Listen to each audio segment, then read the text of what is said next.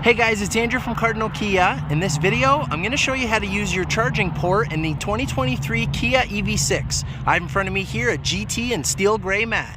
Let's get started. Okay, so to start us off, the charging port locator on an EV6 is on the rear of the vehicle over on the passenger side. And there's a couple ways that we can open this.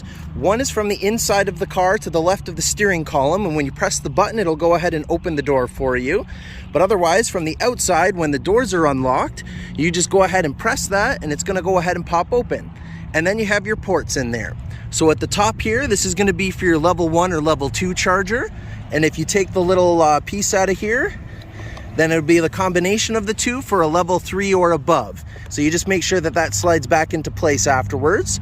You do have a battery status level over here on the left, so this is charged up to basically 100%. So right now it's showing all 4 of these are lit. So basically if it goes down to say let's 75, it'll probably be only the 3 lines and it'll just go down from there.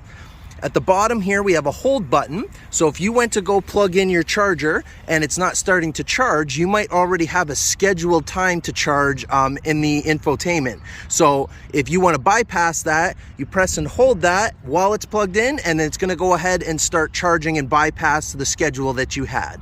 And once you're done in the area here, you can go ahead and press the button here with the little arrow on it, and it's going to go ahead and close the charging port door. And again, this will actually lock and unlock with the doors themselves. So when the car is locked, you won't be able to open that area. But when it's unlocked, you go ahead and give it a press from the inside or the outside and it'll pop open. And that's how you do it. Thanks for watching, guys.